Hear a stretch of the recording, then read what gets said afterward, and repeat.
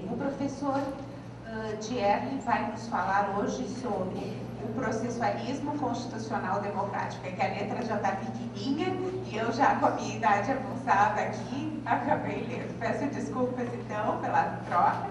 E é o processualismo constitucional democrático. Bom dia a todos.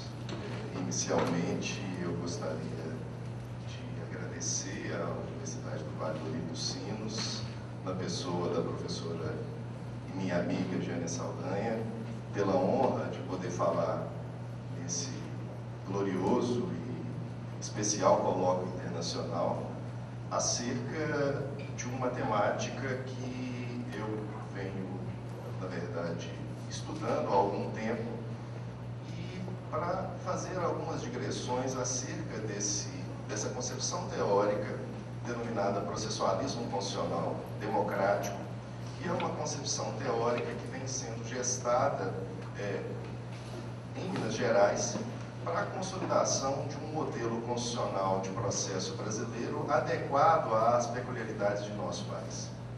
Mas, inicialmente, para que nós possamos entender essa concepção, nós precisamos fazer algumas advertências iniciais.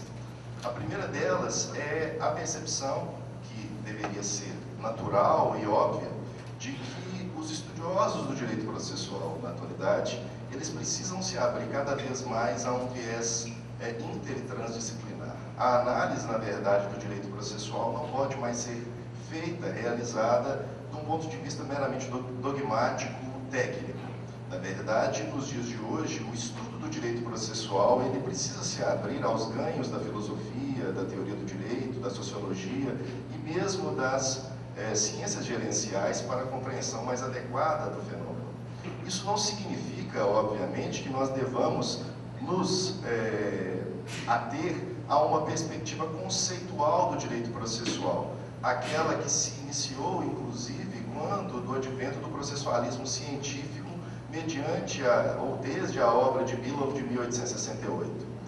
Não significa voltar a uma análise teórica do direito processual, muito antes pelo contrário.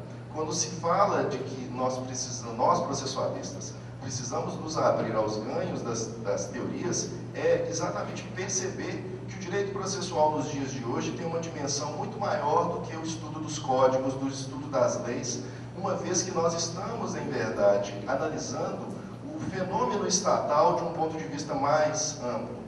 E o processualismo constitucional democrático exatamente busca estruturar uma perspectiva de análise macroestrutural dos sistemas estatais, dos sistemas jurídicos em geral. E não só uma análise meramente pontual ou ilhada, como o direito processual costumeiramente é analisado. Uma segunda advertência que deve ser feita é que quando se fala em processualismo constitucional democrático, não se está tratando de uma teoria neoconstitucional. Até porque a alusão ao neoconstitucionalismo é uma alusão que, na verdade, diz tudo e não diz nada. Digamos assim, o rótulo neoconstitucionalismo foi, na verdade, gestado na Espanha e na Itália, desde o trabalho lá do Miguel Carbonell, para, na verdade, estabelecer um fenômeno que, na verdade, é muito plural, que, na verdade, não tem características próximas. E quando alguém se auto-intitula nos dias de hoje neoconstitucionalista ou neoprocessualista, ele está dizendo tudo e está dizendo nada, porque ele faz alusão a teóricos da teoria do direito que, inclusive, não conversam entre si, que partem de perspectivas teóricas muito díspares. Existem neoconstitucionalistas que são positivistas, outros que são comunitaristas, outros que são neopositivistas, outros que são procedimentalistas, ou seja, ele está, na verdade, utilizando-se de um rótulo de novidade, mas que, na verdade, não consegue pontuar características lineares de uma visão teórica própria e sedimentada e bem fundamentada. E uma coisa precisa ser dita: os constitucionalistas americanos e europeus, nenhum deles se auto-intitula neoconstitucionalista.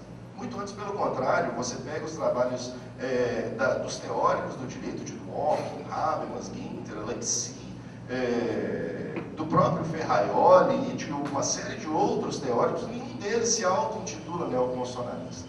Só que nós, brasileiros, temos uma péssima mania de tentar incorporar visões superficiais e jargões e nomenclaturas superficiais como se elas fossem algo interessante.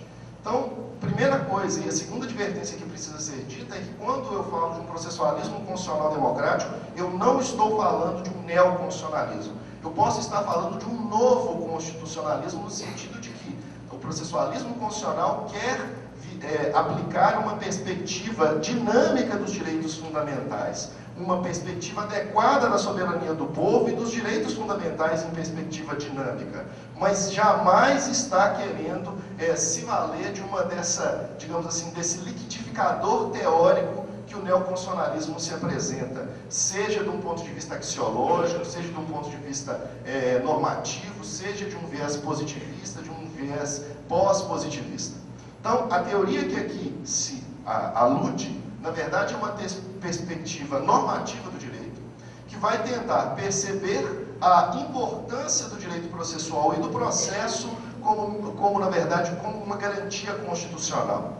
O processo e o processualismo constitucional democrático tenta, na verdade, tematizar a democratização processual numa visão mais panorâmica. Em quais termos? Primeiramente, verificando os desmandos e as inconsistências teóricas das perspectivas que se inauguraram no direito processual em perspectiva macroestrutural, quais sejam o liberalismo processual, que é aquela perspectiva posterior às revoluções burguesas de 1789 e outras, que vão tentar construir um modelo processual vinculado à participação das partes e, na verdade, tendo como figura protagônica, como figura protagonista, os advogados.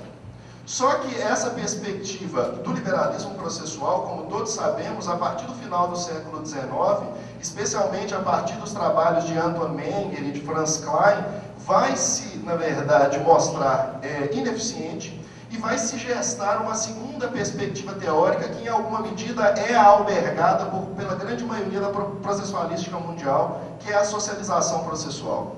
A ideia de que o processo é uma instituição pública de bem-estar social e que o juiz, na verdade, é o protagonista do sistema, a jurisdição é a figura protagônica do sistema, e o juiz teria sozinho a possibilidade de fazer um juízo consequencialista de suas decisões.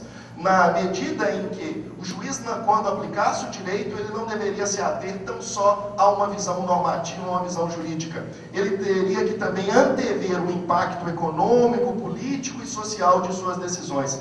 Esse argumento é um argumento de uma preleção de um autor austríaco, na verdade, um grande legislador austríaco, que é o professor Franz Klein, numa preleção em Dresden, em 1901, que nos dias de hoje nós a chamamos de instrumentalidade do processo, em alguma medida, porque o que o nosso autor paulista Cândido Rangel Dinamarco fez em 1987 foi falar que o processo teria escopos metajurídicos, um argumento que já tinha sido aludido por esse autor austríaco em 1901.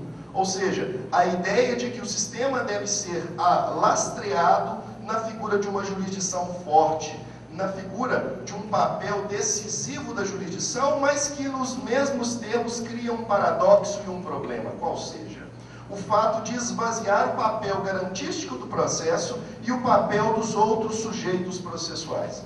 E o que esse processualismo constitucional democrático vai tentar, então, apresentar é, mantendo em tensão as perspectivas tanto do liberalismo processual e da socialização, mostrar que nós precisamos